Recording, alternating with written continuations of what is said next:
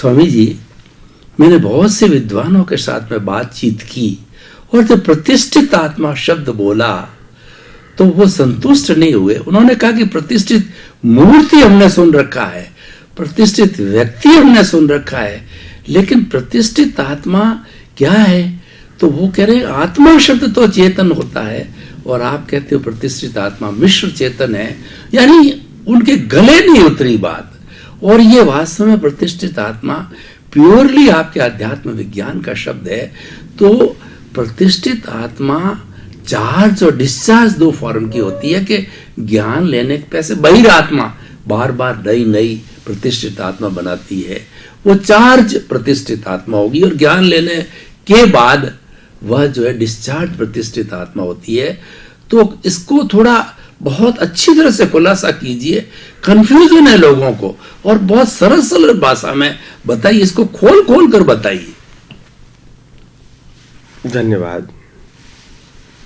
देखो, प्रतिष्ठित आत्मा शब्द जो है वो ज्ञानी पुरुष दादा भगवान की खोज थी, और यह खोज के कारण ही आध्यात्म मार्ग में पुरुषार्थ करने वाला कौन है वो समझ में आया।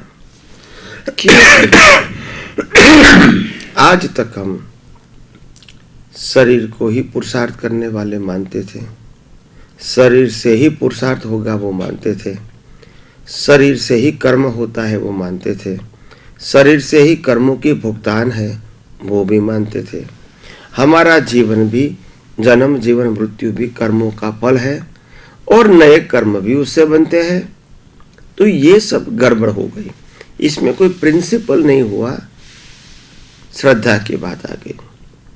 दूसरी बात यह है कि जो आत्मा है शरीर के अंदर, वो तो चेतन है, वो तो अविनाशी है और सभी प्रकार की अनंत शक्तियों वाला है।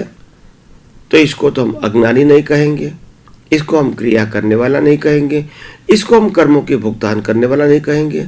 तो प्रश्न ये उठता है, आत्मा तो न्यूट्रल है, स्थिर है, कैटालिस्ट है, और जो प्रकृति है वो प्रकृति के अंदर पुरुषार्थ तो परिणाम दोनों नहीं है।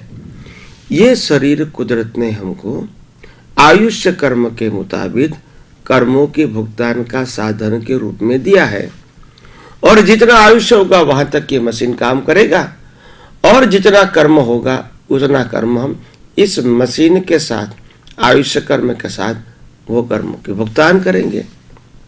तो प्रश्न ये उठता है, अगर ये शरीर वास्तव में कर्मों के भुगतान का साधन है और आत्मा कोई कर्म कर सकता नहीं है क्योंकि जरूरत नहीं है, तो फिर इस संसार में शरीर के माध्यम से पुरुषार्थ करने वाला कौन है जो नया कर्म चार्ज करके नया बर्थ लेता है? क्योंकि जो बाह्य शरीर है, जो मन वचन काया से बना हुआ है, वो तो पूरा कुदरती कानून के अधीन है। इसका सर्जक, इसका ऑपरेटर और इसका विसर्जन करने वाला, ये तीनों कुदरत है। सर्जन, विसर्जन एंड संचालक, ये तीनों कुदरत है। तो कुदरत जो कर रही है उसमें तो हमारा कुछ चलता नहीं है, और कुदरत इसीलिए कर रही है, इसीलिए चला रही है क्योंकि वो पिछले अवतार के कर्मों का फल है। तो प्रश्न ये उठता है, तो फिर नया कर्म चार्ज कैसे होगा? शरीर कुदरती रचना है, शरीर कुदरत चलाता है, आत्मा जो है वो शाश्वत है, चेतन है और अहम शक्ति वाला है, तो इसको पुरुषार्थ करने की कोई आवश्यकता नहीं है। तो फिर पुरुषार्थ कौन करेंगे, नया कर्म कौन बनाएंगे?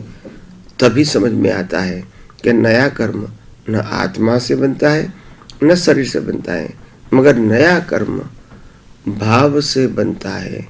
और ये बात हम सब ने कई सालों से, कई अवतारों से सुनी भी है और पढ़ी भी है कि जैसा भाव वैसा भव, जिसका भाव बिगड़ा इसका भव बिगड़ा।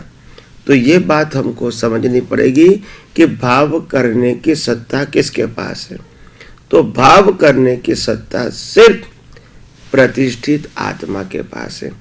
प्रतिष्ठित आत्मा मिश्र चेतन, लाइव ईगो, इसका अलग अलग नाम है, मगर प्रतिष्ठित आत्मा भाव से जैसा प्रतिष्ठा करते हैं, राग से, द्वेष से, उस प्रकार के कर्म बनते हैं और इस प्रकार के कर्म को, एक कर्म को कॉज कहते हैं और पूरी लाइफ के कर्मों को बंच ऑफ कॉज या तो कॉजल बॉडी बोलते हैं।